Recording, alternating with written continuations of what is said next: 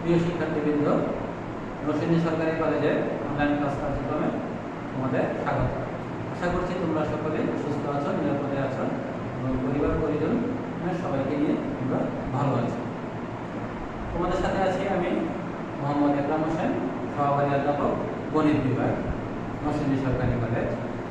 গত ক্লাসগুলোতে আমি তোমাদের পরাবৃত্ত নিয়ে আলোচনা করেছিলাম, যেখানে ছিল পরাবৃত্তকে আমরা চিনতে পারি কিনা, পরাবৃত্তের বিভিন্ন প্রকারভেদ এবং পরাবৃত্তের বিভিন্ন অংশগুলো নিয়ে আমরা আলোচনা করেছিলাম। আমরা কিছু সূত্র শিখেছিলাম। আমরা সেই ধারাবাহিকতাক্রমে আজকে আমরা কিছু অঙ্ক করতে চাই। পরাবৃত্তের ওই সূত্রগুলো রিলেটেড আমাদের সূত্রগুলো মনে আছে কিনা সেগুলো আমরা একটু যাচাই করে নিতে পারবো, যে আমরা একটা অঙ্ক নিয়ে আজকের আলোচনাটা শুরু করতে যাচ্ছি। তোমরা যারা ক্লাসে আছো তারা তোমাদের উচ্চতর গণিত দ্বিতীয় পত্র বইটি সাথে নিয়ে কণিক অধ্যায়টি বের করে, কণিকের পরাবৃত্তর অংশটুকু বের করে তোমরা একটু ক্লাস কার্যক্রমে অংশগ্রহণ করো। আশা করছি আজকের ক্লাসটা থেকে তোমরা অনেক উপকৃত হবে। যদি তোমরা একটু মনোযোগ দিয়ে খেয়াল করো ক্লাস কার্যক্রমটা, তাহলে হয়তো তোমাদের সেটা অনেক কাজে দেবে। আর কথা না বাড়িয়ে আমরা একটু চলে যাই ক্লাসের দিকে। আমরা অঙ্ক একটু যদি আমরা বোর্ডের দিকে তাকাই, তাহলে আমরা একটা অঙ্ক লিখে রেখেছি। আমরা সেই অঙ্কগুলোকে নিয়ে একটু আলোচনা করতে চাই। যে নিম্নের প্রতিটি পরাবৃত্তের শীর্ষবিন্দু, উপকেন্দ্র, উপকেন্দ্রিক লম্বের দৈর্ঘ্য সমীকরণ, অক্ষের সমীকরণ, নিয়ামক রেখার সমীকরণ, নিয়ামক রেখার পাদবিন্দুর স্থানাঙ্ক এবং শীর্ষে স্পর্শকের সমীকরণ নির্ণয় করো। এখানে একটা প্রশ্ন আমরা লিখেছি, আর এই যে চারটা সমীকরণ আমরা দিয়েছি। একটা হচ্ছে যে y square equals two 8x, x square equals two -6y, y minus 1 whole square equals to 4x minus 2, আর একটা হচ্ছে যে 5x square plus 15x minus 10y minus 4 equals to 0। আমরা এই চারটা অঙ্ক লিখেছি। আমরা প্রথমটা থেকে শুরু করে ধাপে ধাপে আগাতে থাকবো, দেখি আমরা কতটুকু করতে পারি। তাই আমরা প্রথমেই এক নম্বর অঙ্কটা নিয়ে আমরা একটু উপরের যেই প্রশ্নটা আমরা লিখেছি তার প্রত্যেকটা জিনিস আমরা একটু নির্ণয় করার চেষ্টা করব। সেখান থেকে আমরা এক নম্বর অঙ্কটা একটু শুরু করতে চাই। এক নম্বর অঙ্কটা আছে y square equals two 8x। এই y square equals two 8x, এটাকে আমরা যদি পরাবৃত্তের আদর্শ সমীকরণ আমরা শিখেছিলাম গত ক্লাসে, যে y square equals two 4ax ছিল পরাবৃত্তের একটি আদর্শ সমীকরণ। এই সমীকরণের সাথে যদি আমরা এটাকে একটু মেলানোর চেষ্টা করি, তাহলে y square equals two 4ax, তাহলে এখানে আমরা দেখতে পাচ্ছি যে কি, যে 4 এর জায়গায় 4 আছে, a এর জায়গায় 2 আছে, আর x এর জায়গায় x আছে। তাহলে এই প্রদত্ত সমীকরণকে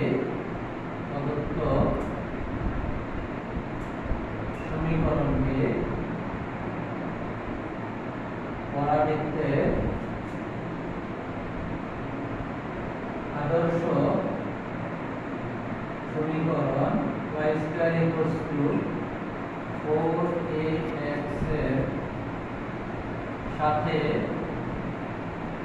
তুলনা করে পাই a ইকুয়ালস টু 2। তাহলে আমরা দেখতে পাচ্ছি যে এখানে a এর মান হচ্ছে 2। এখন আমাদের প্রশ্নের মধ্যে আছে শীর্ষবিন্দু। তাহলে এই সূত্রের শীর্ষবিন্দুর স্থানাঙ্ক কি ছিল সেটা আমাদের নিশ্চয়ই মনে আছে। শীর্ষবিন্দু ছিল হচ্ছে 0 0। তাহলে এখান থেকে আমরা বলতে পারি যে সুতরাং শীর্ষবিন্দু হচ্ছে 0 0। তারপর আছে উপকেন্দ্র।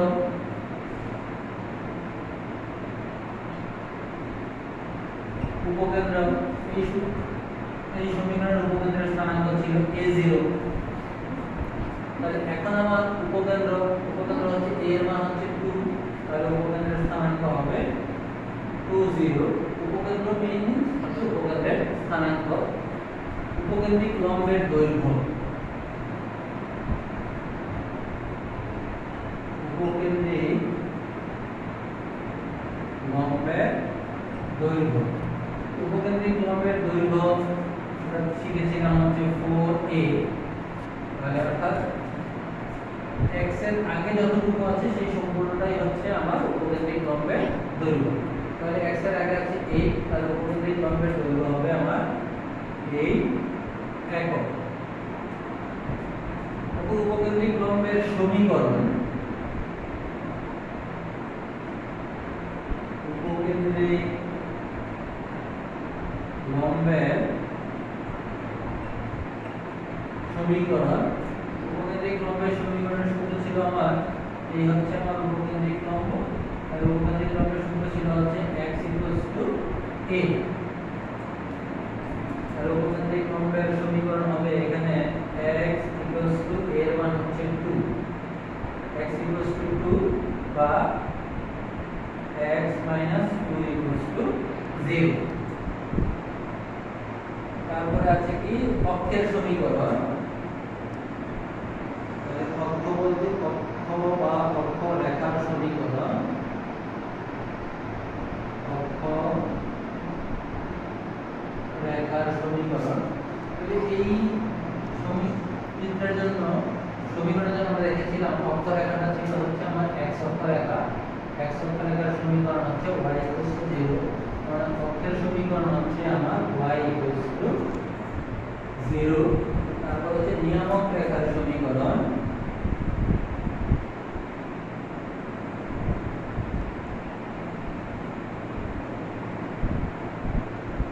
নিয়ামক রেখার সমীকরণ সূত্র ছিল হচ্ছে, এটা ছিল আমার নিয়ামক রেখা, এখান থেকে ছিল x a, তাহলে নিয়ামক রেখার সমীকরণ হবে x a বা x 2 0। নিয়ামক রেখার পাদবিন্দুর স্থানাঙ্ক, নিয়ামক রেখার পাদবিন্দুর স্থানাঙ্ক, নিয়ামক রেখার পাদবিন্দুর স্থানাঙ্ক, নিয়ামক রেখার পাদবিন্দুর স্থানাঙ্ক যেটাকে আমরা বলেছিলাম অক্ষরেখা নিয়ামক রেখাকে যে বিন্দুতে ছেদ করে তাকে আমরা বলতেছি হচ্ছে নিয়ামক রেখার পাদবিন্দু। সেই পাদবিন্দুর স্থানাঙ্ক ছিল আমার -a0, আর নিয়ামক রেখার পাদবিন্দুর স্থানাঙ্ক হবে -2 0। আসতে হচ্ছে সবার শেষে আছে শীর্ষে স্পর্শকের সমীকরণ, তাহলে শীর্ষে স্পর্শকের সমীকরণ, শীর্ষে স্পর্শকের সমীকরণটা ছিল আমার, এটা ছিল আমার শীর্ষ বিন্দুতে স্পর্শকের সমীকরণ। শীর্ষে স্পর্শকের সমীকরণ ছিল আমার হচ্ছে যে y অক্ষ রেখা, যেটা ছিল হচ্ছে আমার x 0। তাহলে আমরা নিশ্চয়ই প্রথম যে সমীকরণটা y² 8x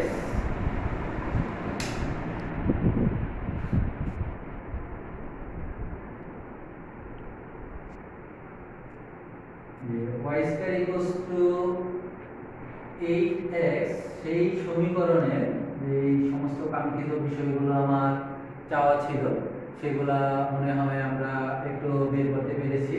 সেটাকে যদি আমরা একটু দেখে নিই আবার, সেটা হচ্ছে যে y² 8x, এই সমীকরণটাকে আমরা যদি আদর্শ সমীকরণের সাথে তুলনা করি তাহলে আমরা যে ধ্রুব সংখ্যা ছিল a তার মান পাচ্ছি হচ্ছে 2, শীর্ষবিন্দু 0 0, উপকেন্দ্র a0 মানে 2 0, উপকেন্দ্রিক লম্বের দৈর্ঘ্য 4a, 4 * 2 মানে 8 একক, উপকেন্দ্রিক লম্বের সমীকরণ x a, that is x 2 বা x 2 0, অক্ষ বা অক্ষরেখার সমীকরণ y 0, নিয়ামক রেখার সমীকরণ x 2 বা x 2 0, নিয়ামক রেখার পাদবিন্দুর স্থানাঙ্ক -2, 0, -a0, বা শীর্ষে স্পর্শকের সমীকরণ যেটা ছিল হচ্ছে আমার মূলত y অক্ষরেখা, যেটা ছিল আমার হচ্ছে যে y অক্ষরেখার সমীকরণ আমরা জানি x 0।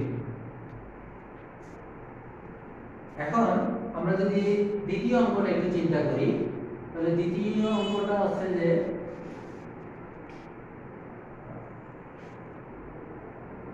x square equals two মাইনাসের 6y।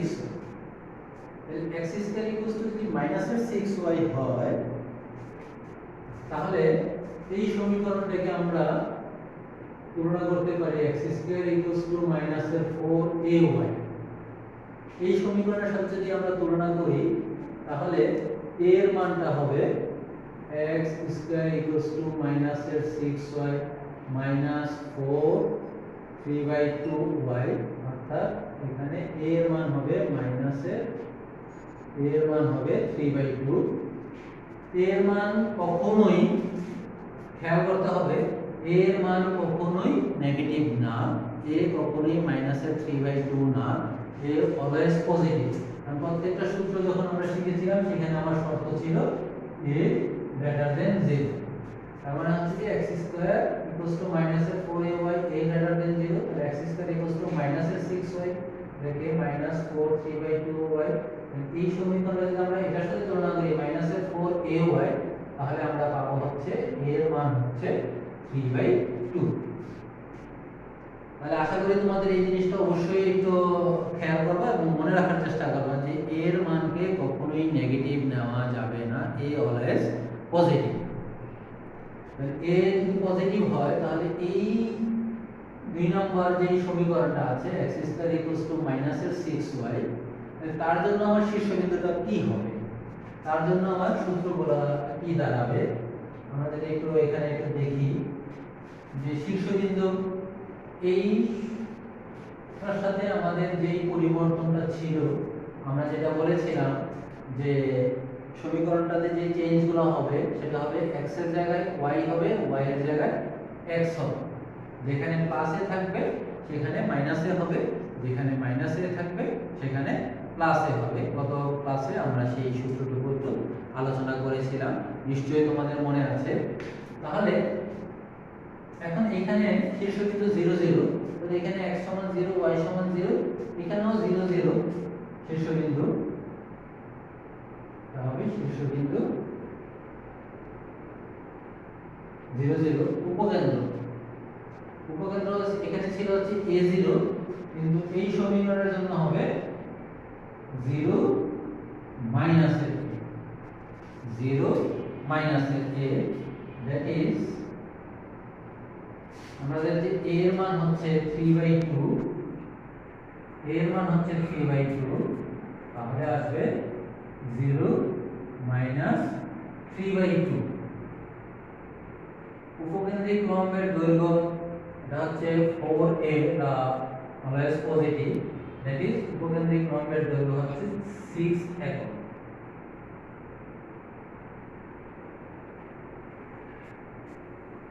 তাহলে উপকেন্দ্রিক লম্বের সমীকরণ, এখানে ছিল হচ্ছে x ইকুয়ালস টু a, আর এখানে হবে y ইকুয়ালস টু মাইনাসের a। যে x এর জায়গায় y হবে, যেখানে প্লাসে আছে সেখানে মাইনাসে হবে, তাহলে y ইকুয়ালস টু মাইনাসের a, দ্যাট ইজ এখানে আসবে y ইকুয়ালস টু মাইনাস 3/2 বা 2y plus 3 equals to 0, 2y plus 3 equals to 0। ঠিক অনুরূপভাবে অক্ষ বা অক্ষরেখার সমীকরণ, তাহলে অক্ষরেখার সমীকরণটা কি আসবে, এখানে আছে y ইকুয়ালস টু 0, কিন্তু এটার চিত্রটা যদি আমরা একটু দেখি, তাহলে তার চিত্রটা ছিল হচ্ছে আমার এরকম। তাহলে এখানে ছিল আমার উপকেন্দ্র, নিয়ামক হচ্ছে এখানে, এখানে হচ্ছে তার, তাহলে অক্ষরেখাটা হচ্ছে আমার x স্কয়ার ইকুয়ালস টু মাইনাসের 4ay। অক্ষরেখার সমীকরণ আসবে হচ্ছে, এটা হচ্ছে আমার অক্ষরেখা, এটা যদি আমার অক্ষরেখা হয় তাহলে y অক্ষরেখা, y অক্ষরেখার মধ্যে আসবে হচ্ছে x ইকুয়ালস টু 0।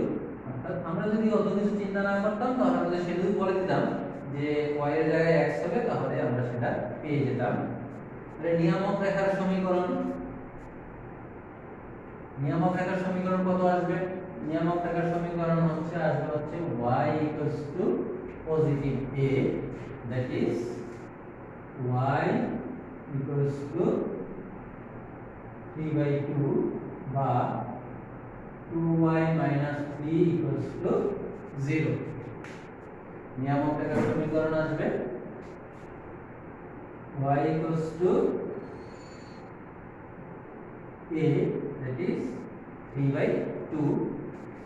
আর নিয়ামক রেখার পাদবিন্দুর স্থানাঙ্ক, নিয়ামক রেখার পাদবিন্দুর স্থানাঙ্ক এখানে আসবে যে নিয়ামক রেখার পাদবিন্দুর স্থানাঙ্ক হবে 0a, 0a, that is 0 3/2। নিয়ামক রেখার পাদবিন্দুর স্থানাঙ্ক হবে 0 3/2। আর শীর্ষে স্পর্শকের সমীকরণ, এই শীর্ষবিন্দুতে স্পর্শক হচ্ছে x অক্ষরেখা, তাহলে শীর্ষে স্পর্শকের সমীকরণ আসবে আমার y equals to 0। তাহলে এই যে 1 নাম্বার এবং 2 নাম্বার এই দুটো অঙ্কের পার্থক্যটা আমরা নিশ্চয়ই বুঝতে পেরেছি। একটা ছিল y square equals to 8x, যাকে আমরা তুলনা করেছি y square equals to 4ax এর সাথে। আর এটা হচ্ছে x square equals to -6y, যাকে আমরা তুলনা করেছি x square equals to -4ay, যেখানে a এর মান ছিল আমার 3/2 আর আগের অঙ্কে ছিল a এর মান আমার 2। তাহলে এই প্রথম দুইটা অঙ্কের জন্য আমরা আমাদের যে কাঙ্ক্ষিত যে টপিকগুলো ছিল শীর্ষবিন্দু, উপকেন্দ্র, উপকেন্দ্রিক লম্বের দৈর্ঘ্য সমীকরণ, অক্ষের সমীকরণ, নিয়ামক রেখার সমীকরণ, নিয়ামক রেখার পাদবিন্দুর স্থানাঙ্ক, শীর্ষ স্পর্শকের সমীকরণ, এই দুইটা আমরা এখানে পড়লাম এবং আশা করি সবাই বুঝতে পেরেছো। এবং পার্থক্যটা একটু খেয়াল করলেই, সূত্রগুলো একটু যদি আমরা মনে করার চেষ্টা করি তাহলে অঙ্কগুলো আমাদের খুবই সহজ হবে।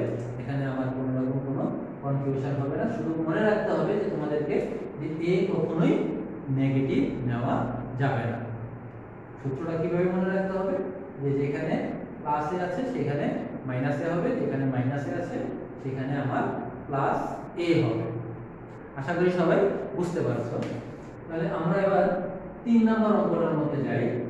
যে 3 নাম্বার অঙ্কটার মধ্যে কি আছে? যে y minus 1 whole square equals to 4x minus 2।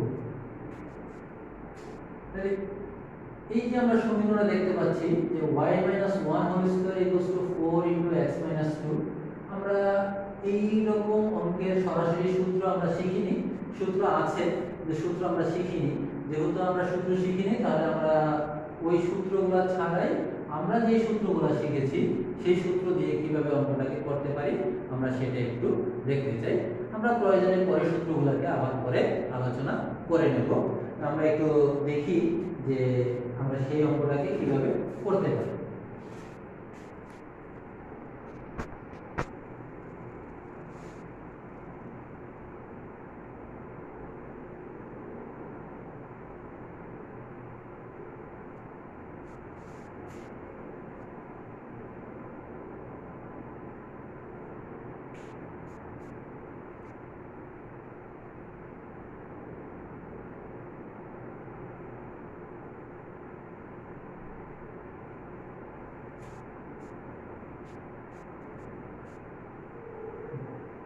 তিন নম্বর অঙ্কটাকে আমরা একটু এখানে একটু মডিফাই করে নেব যে y minus 1 whole square equals to 4x minus 2 আমরা ধরে নিচ্ছি যে capital y equals to y minus 1 আর capital x equals to x minus 2। তাহলে প্রদত্ত সমীকরণটি দাঁড়ায় y square equals to 4x, যাকে আমরা 4 into 1 into x হিসেবে করতে পারি। তাহলে এই যে অঙ্কটা y minus 1 whole square equals to 4x minus 2, এই অঙ্কটাকে আমরা একটু তাদের চলরাশিগুলোকে চেঞ্জ করে দিয়ে ক্যাপিটাল x এবং ক্যাপিটাল ওয়াই এ রূপ দিয়ে দিলাম এবং সেখান থেকে আমরা সমীকরণটাকে পেয়ে গেলাম capital y square equals to 4 into 1 into x। এই যে সমীকরণটা সেই সমীকরণটাকে যদি আমরা পরাবৃত্তের আদর্শ সমীকরণের সাথে একটু তুলনা করি তাহলে আমরা কি দাঁড়াচ্ছে যে এই সমীকরণটাকে প্রাপ্ত সমীকরণকে আমরা যদি y square equals two 4ax এর সাথে তুলনা করে পাই a ইকুয়ালস টু 1। তো এবার আমরা একটু দেখি যে আমাদের প্রশ্নে যা সব তথ্যগুলো চাওয়া হয়েছিল শীর্ষবিন্দু উপকেন্দ্র উপকেন্দ্রিক লম্বের দৈর্ঘ্য সমীকরণ এগুলো আসলে কি দাঁড়াচ্ছে সেগুলো আমরা একটু দেখতে চাই। তাহলে কিন্তু আমাকে এই সূত্র এই যে সমীকরণটা ছিল আদর্শ সমীকরণ তার সূত্রগুলো আমাকে একটু মনে রাখতে হবে সব সময়। তাহলে সেখান থেকে আমরা যদি দেখি যে এই সমীকরণের শীর্ষবিন্দু কি ছিল, শীর্ষবিন্দু ছিল হচ্ছে যে 0 0। প্রদত্ত সমীকরণের শীর্ষবিন্দু ছিল হচ্ছে 0 0। তাহলে এই যে নতুন করে আমরা যে সমীকরণটা পাইলাম এই সমীকরণটা যেহেতু আমার আদর্শ আকারে রূপ নিয়েছে তাহলে এই সমীকরণের স্থানাঙ্ক দেওয়া হবে 0 0। তবে এখানে আমাকে একটু মনে রাখতে হবে যে এই সমীকরণে ছিল ছোট হাতের x এবং y, স্মল x এর মান 0 আর স্মল y এর মান 0। তাহলে আমার এখন এই সমীকরণটা তো ছোট হাতের x এবং ছোট হাতের y এ নেই, আমার সমীকরণটা চলে আসছে বড় হাতের x এবং বড় হাতের y এ। এই সমীকরণের যে স্থানাঙ্ক 0 0 এটাকে শুধু 0 0 লিখলে হবে না, এটাকে আমাকে লিখতে হবে যে ক্যাপিটাল x ইকুয়ালস টু 0 এখানে লিখতে হবে শীর্ষবিন্দু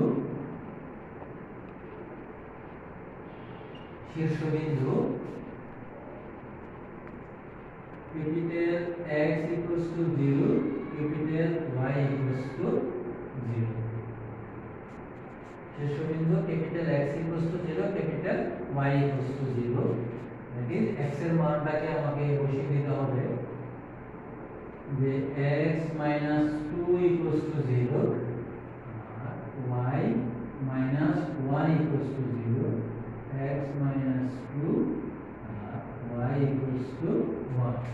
সুতরাং শীর্ষবিন্দুর স্থানাঙ্ক হচ্ছে শীর্ষবিন্দু স্থানাঙ্ক 2 1। আমরা একটু খেয়াল করি যে শীর্ষবিন্দুর স্থানাঙ্কটা আমরা কিভাবে নির্ণয় করলাম। অঙ্কটা যেহেতু আমার সরাসরি সূত্রের সাথে এক নম্বর অঙ্কের মতো মিলে না, একটু মডিফাই করে নিয়েছি আমরা, তাহলে এখান থেকে আমরা ক্যাপিটাল x এবং ক্যাপিটাল y, এই ক্যাপিটাল x এবং ক্যাপিটাল y এর মাধ্যমে আমাকে সূত্রগুলোকে উপস্থাপন করতে হবে। তাহলে শীর্ষবিন্দুর স্থানাঙ্ক ছিল 0 0, দ্যাট ইজ ক্যাপিটাল x এর মান 0, ক্যাপিটাল y এর মান 0।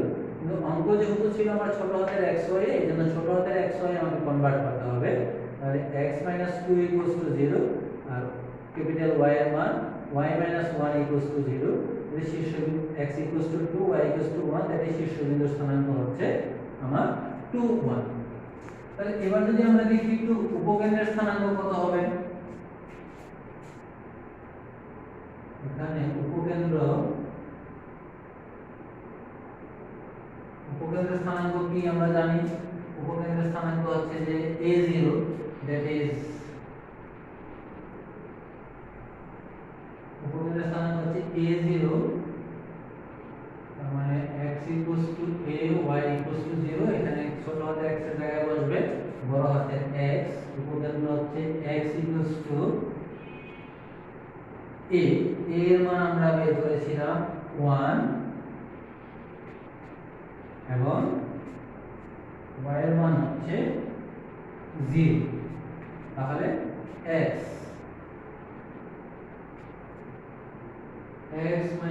2 = 1 আর y - 1 = 0, that is x = 3, y = 1। সুতরাং x - 2 = 3, y = 1, y - 1 = 2, y = 0। উপকেন্দ্রের স্থানাঙ্ক 3 1, উপকেন্দ্রের স্থানাঙ্ক 3 1, যে উপকেন্দ্রের স্থানাঙ্ক আসছে 3 1।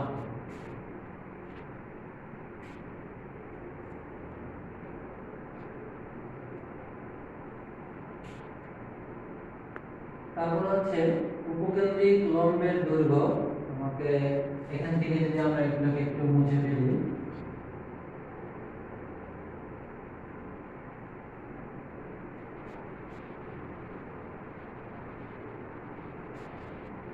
তাহলে উপকেন্দ্রিক লম্বের দৈর্ঘ্য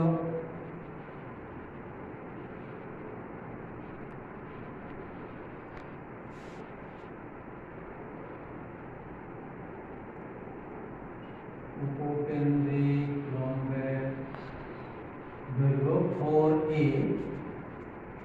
হচ্ছে 4 একক। উপকেন্দ্রিক লম্বের দৈর্ঘ্য 4 একক। উপকেন্দ্রিক লম্বের সমীকরণ, উপকেন্দ্রিক লম্বের সমীকরণ, উপকেন্দ্রিক লম্বের সমীকরণ, এই সমীকরণটা যদি তুলনা করা হয় তাহলে এই সমীকরণ উপকেন্দ্রিক লম্বের সমীকরণ ছিল হচ্ছে x = a, x = a, এটি এখানে ক্যাপিটাল X = এর মান হচ্ছে 1, তাহলে x এর মান x - 2 = 1 বা x = 3। তাহলে উপকেন্দ্রিক লম্বের সমীকরণ x = 3। তারপর হচ্ছে অক্ষরেখার সমীকরণ, অক্ষরেখার সমীকরণ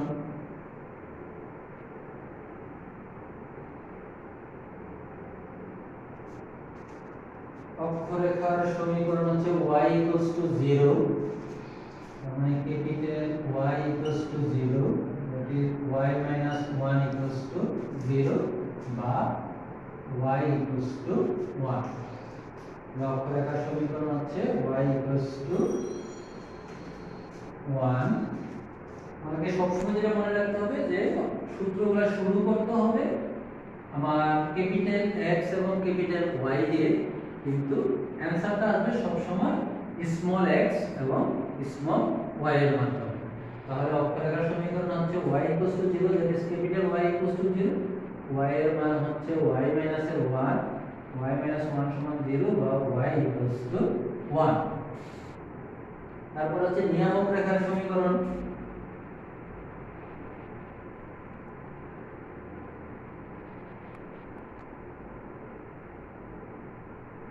নিয়ামক রেখার সমীকরণ, নিয়ামক রেখার সমীকরণ কি আসবে? নিয়ামক রেখার সমীকরণ আসবে x = -a, that is x = -1, x = -1 বা x - 2 = -1 বা x = 1, 2 - 1 x = 1। নিয়ামক রেখার সমীকরণ আসবে হচ্ছে আমার x = 1। তাহলে নিয়ামক রেখার পাদবিন্দু স্থানাঙ্ক, সেটাও নিশ্চয়ই আমরা বের করতে পারবো। আমরা যদি এটাকে একটু মুছে দিই,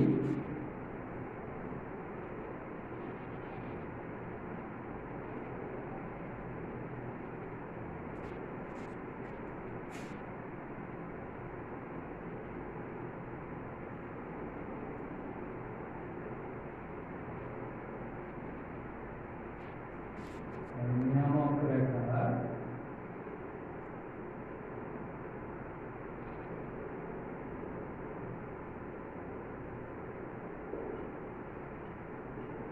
নিয়ামক রেখার পাদবিন্দু স্থানাঙ্ক, এই সমীকরণে নিয়ামক রেখার পাদবিন্দু স্থানাঙ্ক ছিল -a0, that is x equals to minus a R y equals to 0 তাহলে x equals to minus a এর মান হচ্ছে 1 that is minus 1 R y equals to হচ্ছে 0 মানে বা x equals to হচ্ছে x minus 2 equals to minus 1 y minus 1 equals to 0 that is 2 x equals to 1 y equals to 1 সুতরাং নিয়ামক রেখা অববিন্দু স্থানাঙ্ক 1 1 তো শীর্ষে স্পর্শকের সমীকরণ শীর্ষে স্পর্শকের সমীকরণ শীর্ষে স্পর্শকের সমীকরণ ছিল x equals to 0 that is capital X equals to 0 capital X equals to হচ্ছে x minus 2 equals to 0 বা x equals to 2 তাহলে আমরা এই যে 3 নাম্বার অঙ্কটা আমরা যে 1 নাম্বার অঙ্কটা দিয়ে সূত্রগুলো দিয়ে আমরা শুরু করলাম 2 নাম্বার একটা সূত্রের ধারাবাহিকতা ক্রমে আমরা করতে পারলাম 3 নাম্বারটার মধ্যে ছিল আমাদের চেঞ্জ যে এখানে y এর সাথে যোগ বা বিয়োগ হিসাবে কোনো কিছু ছিল না x এর সাথেও যোগ বা বিয়োগ হিসাবে কোনো কিছু ছিল না তাহলে এখানে আবার x এবং y এর সাথে বিয়োগ হিসাবে এখানে কিছু আছে তো যোগ হিসাবেও থাকতে পারতো তাহলে কোনো সমস্যা ছিল না যেটাই থাকবে অর্থাৎ y এর সাথে যোগ বা বিয়োগ যেটাই থাকবে তাকে আমরা ক্যাপিটাল Y ধরে নেব আর x এর সাথে যোগ বা বিয়োগ হিসাবে যেটা থাকবে তাকে আমরা ক্যাপিটাল X ধরে নিয়ে সমীকরণটাকে আমরা আমাদের যে আদর্শ সমীকরণে আমরা একটু রূপ দেওয়ার চেষ্টা করব আদর্শ সমীকরণে রূপ দেওয়ার পরে আমরা আদর্শ সমীকরণের সূত্রগুলো ব্যবহার করব শুধু মনে রাখতে হবে আমরা সূত্রগুলোকে ব্যবহার করার জন্য আমরা প্রথমে যে স্মল ক্যাপিটাল Y দিয়ে এবং পরবর্তীতে আমরা ক্যাপিটাল X এবং ক্যাপিটাল Y এর মান বসিয়ে আমরা পরবর্তীতে তাকে স্মল x এবং স্মল y এর মাধ্যমে অ্যানসারগুলোকে দিতে হবে কখনোই ক্যাপিটাল X এবং ক্যাপিটাল Y এর অ্যানসার দেওয়া যাবে না আশা করি তোমরা কথাগুলোকে বুঝতে পেরেছো যে আমরা যদি আবার এই অঙ্কটা আমরা প্রথম থেকে একটু দেখি এটাকে আমরা চেঞ্জ করে নিলাম চেঞ্জ করে নেওয়ার পরে এই সমীকরণটাকে আমরা যদি আদর্শ সমীকরণের সাথে তুলনা করি তাহলে a এর মান পেলাম 1 তাহলে শীর্ষবিন্দুর স্থানাঙ্ক ছিল 0 0 that is x equals to 0 y equals to 0 সেখানে আমরা মানগুলো বসালাম শীর্ষবিন্দুর স্থানাঙ্ক আমরা পেয়ে গেলাম ঠিক অনুরূপভাবে উপকেন্দ্র ছিল হচ্ছে যে a0 a এর মান হচ্ছে 1 that is x equals to 1 y equals to 0 তাহলে উপকেন্দ্রের পরবর্তী আমরা মান বসিয়ে ক্যালকুলেশন করে আমরা দেখতে পেলাম যে x equals to 3 R y এর মান হচ্ছে 1 দ্যাট ইজ উপকেন্দ্রের স্থানাঙ্ক হচ্ছে 3 1 উপকেন্দ্রিক লম্বের দৈর্ঘ্য হচ্ছে 4 একক উপকেন্দ্রিক লম্বের সমীকরণ আমরা জানি x equals to a তাহলে ক্যাপিটাল X equals to 1 সেখান থেকে আমরা মান বসাইলাম x এর মান x minus 2 x minus 2 এর মান বসিয়ে আমরা ক্যালকুলেশন করে পাইলাম x equals to 3 ঠিক অনুরূপভাবে আমরা সবগুলোকে অক্ষরেখার সমীকরণ নিয়ামক রেখার সমীকরণের পরে আছে নিয়ামক রেখার পাদবিন্দু স্থানাঙ্ক আর নিয়ামক রেখার সবার শেষে ছিল শীর্ষে স্পর্শকের সমীকরণ তো আশা করি তোমরা অঙ্কের যে ক্যালকুলেশনটা সেটা আমরা সবাই বুঝতে পেরেছি যে কিভাবে অঙ্কটাকে করতে হবে যে সরাসরি সূত্রের সাথে মিলে গেলে কি করতে হবে সেটা আমার খুবই সহজ ছিল আর যদি সরাসরি সূত্রের সাথে না মিলে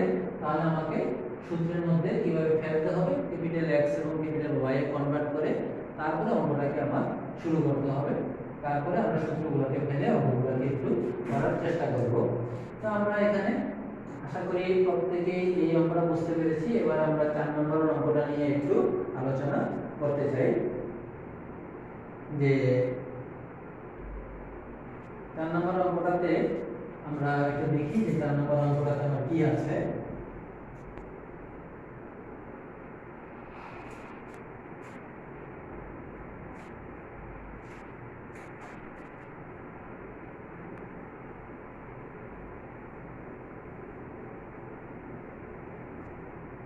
4 নম্বর অঙ্কটা এবং 4 নম্বর অঙ্কটার মধ্যে 1 নম্বর অঙ্কে সরাসরি সূত্র ছিল 2 নম্বর অঙ্ক সরাসরি সূত্র ছিল 3 নম্বর অঙ্কটাতে একটা পূর্ণবর্গ সংখ্যা হিসেবে ছিল, কিন্তু এখানে যে x এর উপর স্কয়ার আছে কিন্তু পূর্ণবর্গ হিসেবে x আলাদা আছে আর y আলাদা আছে, কিন্তু x স্কয়ারের সাথে x ও আছে, কিন্তু এখানে y স্কয়ারের সাথে y ছিল কিন্তু সেটাকে পূর্ণবর্গ সংখ্যা হিসেবে দেখানো ছিল।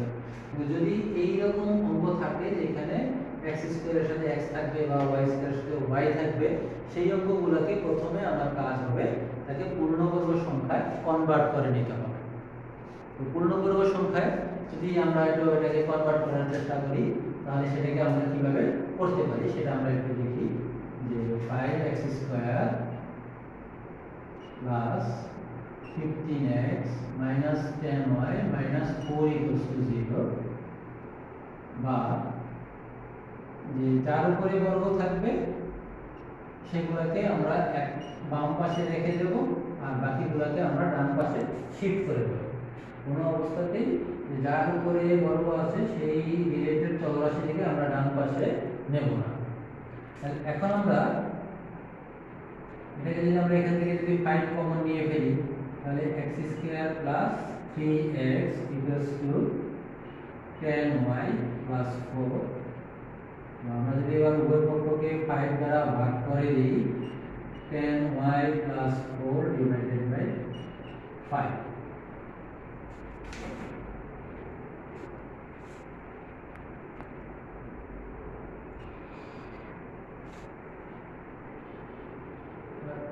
এই x স্কয়ার প্লাস 3x কে পূর্ণবর্গ সংখ্যা রূপ দেওয়ার জন্য এটাকে আমরা a plus b whole square by a minus b whole square রূপ দেওয়ার চেষ্টা করব। তাহলে a square plus 2a b 3/2 দিলে আমার 3s থাকবে, তারপর হচ্ছে 3/2 হোল স্কয়ার, তাহলে 10y প্লাস 4/5 প্লাস এখানে আছে 3/2 হোল স্কয়ার মানে 9/4। তো উভয় পক্ষে আমরা 9/4 যোগ করে দিলাম যেন আমরা এই যার উপর স্কয়ার আছে তাকে যেন আমরা একটা পূর্ণবর্গ সংখ্যা হিসাবে দেখতে পাই। তাহলে x plus 3/2 whole square equals to এখানে হচ্ছে যে যদি আমরা এটাকে লসাগু করে দিই তাহলে হচ্ছে 20, তাহলে হচ্ছে 40y প্লাস 16 প্লাস 45 বা 40y প্লাস 61 ডিভাইডেড বাই 20। ডান দিকে আমরা y কে অবশ্যই সহগ মুক্ত করতে হবে। তাহলে y এর সাথে যত সহগ থাকবে 40 থাকলে 40 কমন নিতে হবে, 5 থাকলে 5 কমন নিতে হবে, যতই সহগ থাকবে আমাদেরকে সেই সংখ্যাটাই কমন নিতে হবে। তাহলে এখানে যেহেতু 40 আছে তাহলে আমরা 40 কমন নিলাম, y প্লাস 61/40 ডিভাইডেড বাই 20। তাহলে এবার আমরা কাটাকাটি করে ফেলি 2, তারপর হচ্ছে y প্লাস 61/4 এখানে হচ্ছে x প্লাস 3/2 হোল স্কয়ার। তারপরে এখান থেকে যদি আমরা এটাকে এবার আমরা দেখতে পাচ্ছি যে এবার আমার একটা পূর্ণবর্গ সংখ্যা এসেছে যেখানে হচ্ছে যে x plus 3/2 whole square equals to y plus 61/40, যেটা আমরা 3 নম্বর অঙ্ক থেকে পড়েছিলাম। যদি এরকম পূর্ণবর্গ সংখ্যা আসে তাহলে তাকে আমরা কি করব, যে যদি x এর সাথে যোগ বা y এর সাথে যোগ বা বিয়োগ হিসাবে কোনো সংখ্যা থাকে তখন আমরা তাকে কি করব, আমরা বলেছিলাম যে তখন আমরা একটু চলরাশি চেঞ্জ করে নেব, যে x এর সাথে যোগ বা বিয়োগ হিসাবে যেটাই থাকবে তাকে আমরা ধরে নেব হচ্ছে যে capital X equals two x plus 3/2 এবং capital Y equals to y plus 61/40। তাহলে প্রদত্ত সমীকরণটি দাঁড়ায়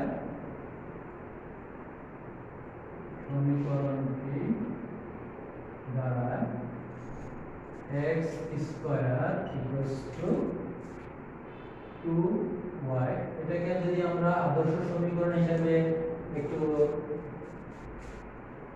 চিন্তা করি যে 4 into half into y, তাহলে x square equals two 4ay। এই সমীকরণকে প্রাপ্ত সমীকরণকে x square equals two 4ay এর সাথে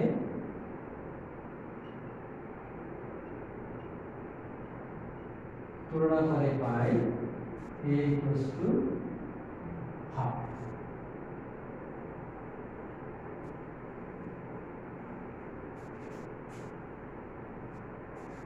তাহলে এতটুকু আমরা আরেকবার একটু দেখে নিই যে আমাদের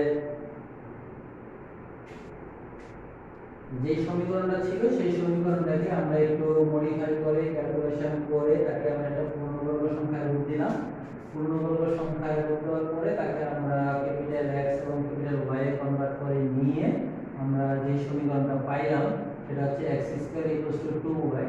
আমার যে পরামিতির আদর্শ সমীকরণ সেখানে ছিল যে হয় y square equals two 4ax অথবা ছিল x square equals two 4ay অথবা y square equals two -4ax অথবা x square equals two -4ay।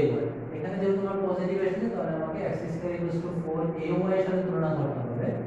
যদি মাইনাস থাকতো তাহলে মাইনাসের সাথে তুলনা করতাম, প্লাস থাকার কারণে আমরা প্লাসের সাথে তুলনা করেছি। যে প্রাপ্ত সমীকরণকে আমরা x square equals two 4ay এর সাথে তুলনা করে পাই a ইকুয়ালস টু হাফ। এবার আমাদের 3 নম্বরের অঙ্ক আগের মতো আমরা যেটা করেছিলাম সেইভাবে যদি আমরা এবার চিন্তা করি যে তাহলে সেইটাকে আমরা কিভাবে করতে পারি সেটাকে আমরা একটু দেখি।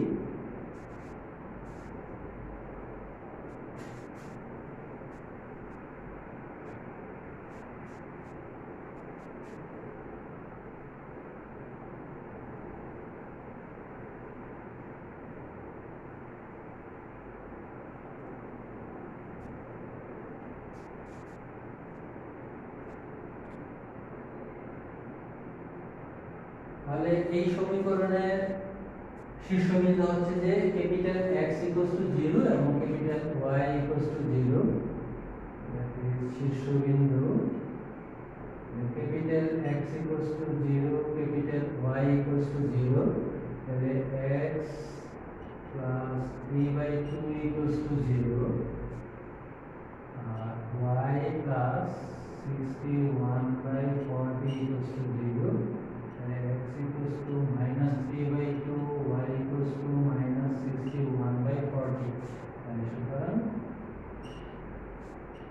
শীর্ষবিন্দু হচ্ছে -3/2 -61/40। তাহলে আমরা দেখতে পাচ্ছি যে আমাদের আগের অঙ্কটার মতো করেই কাজ করতে হবে যে যখনই আমরা তাকে পূর্ণবর্গ সংখ্যা হিসেবে সাজালাম তখন আমরা 3 নম্বর অঙ্কটার মতো করে পেয়ে গেলাম। 3 নম্বর অঙ্কে ছিল y square equals two 4ax আর 4 নম্বর অঙ্কটা এসেছে x square equals two 4ay। তাহলে এটা ছিল আমার 3 নম্বরেরটা, এটা হচ্ছে আমার 3 নম্বরেরটা পেয়েছি আমরা এরকম, 4 নম্বরেরটা হচ্ছে আমার এই আকারে এসেছে। তাহলে এই আকারের জন্য আমার যে সূত্রগুলো সেই সূত্রগুলো এখন আমাকে প্রয়োগ করতে হবে। যেহেতু শীর্ষবিন্দুর ক্ষেত্রে কোনো পার্থক্যটা বোঝা যায় না তাহলে শীর্ষবিন্দু হচ্ছে 0 0, এই কারণে হচ্ছে আমার x equals to 0 y equals to 0। এবার যদি আমরা একটু উপকেন্দ্র দেখি, উপকেন্দ্রের স্থানাঙ্ক, তাহলে উপকেন্দ্রের স্থানাঙ্ক আসবে এই সমীকরণের জন্য ছিল আমার উপকেন্দ্রের স্থানাঙ্ক হচ্ছে a0 আর এই সমীকরণের জন্য হবে আমার 0a। তাহলে উপকেন্দ্র হচ্ছে x equals to 0 আর y equals to a। তাহলে a এর মান কত আমরা দেখতে পাচ্ছি, a এর মান হচ্ছে half. that is x equals to 0 এবং y equals to half। সূত্র ছিল হচ্ছে 0a। 0a means x এর মান 0 আর y এর মান হাফ। তাহলে x এর মান হচ্ছে x plus 3/2 x plus 3/2 আর y এর মান হচ্ছে y plus 61/40 equals to half। তাহলে ক্যালকুলেশন করলে আসছে x equals to -3/2 আর এখানে আসছে হচ্ছে y পাশে চলে গেলে হচ্ছে 20 মাইনাস 41 মাইনাস 41/40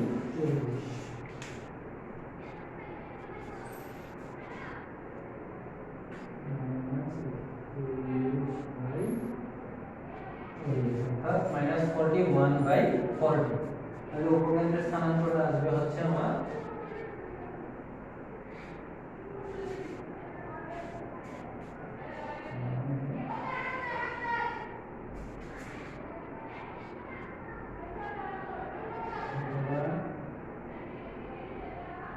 উপকেন্দ্রের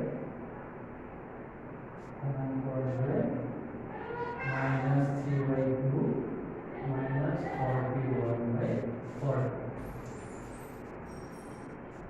উপকেন্দ্রিক লম্বের দৈর্ঘ্য আসবে 4a, that is 2 একক। উপকেন্দ্রিক লম্বের দৈর্ঘ্য equals to 2 একক। তাহলে শীর্ষবিন্দু এবং উপকেন্দ্র এবং উপকেন্দ্রিক লম্বের দৈর্ঘ্য আমরা বের করলাম। উপকেন্দ্রিক লম্বের সমীকরণ উপকেন্দ্রিক লম্বের সমীকরণ। তাহলে উপকেন্দ্রিক লম্বের সমীকরণের সূত্র কি হবে? এই সমীকরণের সূত্র ছিল উপকেন্দ্রিক লম্বের y square equals two 4ax। উপকেন্দ্রিক লম্বের সমীকরণ হচ্ছে x ইকুয়ালস টু a। তাহলে এখানে কি আসবে? এখানে আছে যে আমরা জানি যে এই ফর্মুলা চেঞ্জ হলে তখন x এর জায়গায় y আসবে। তাহলে উপকেন্দ্রিক লম্বের সমীকরণ হচ্ছে y ইকুয়ালস টু a। এর মান হচ্ছে হাফ। দ্যাট ইজ y এর মান কত আছে? y এর মান আছে y plus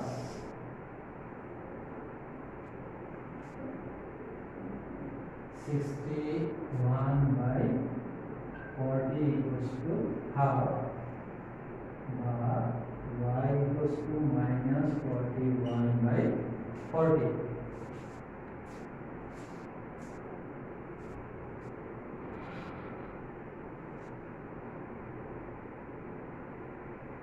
equals to -41/40।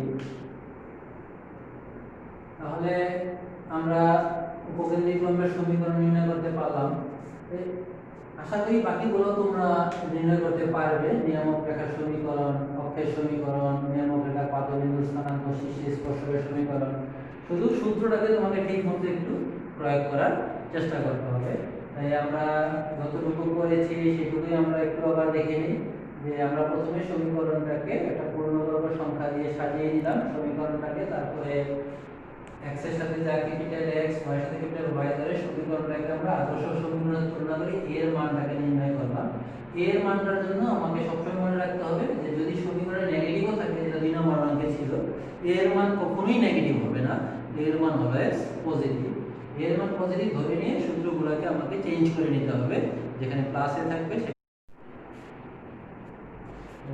আমরা উপকেন্দ্রিক লম্বের সমীকরণ পর্যন্ত নির্ণয় করলাম। বাকি যা আছে সেগুলো তোমরা নিজেরা একটু বাড়িতে করে নেবে। আশা করি সেগুলো তোমরা করতে পারবে। আর যদি না করতে পারো তাহলে কমেন্টসে সেটা তোমরা জানিয়ে দিবে।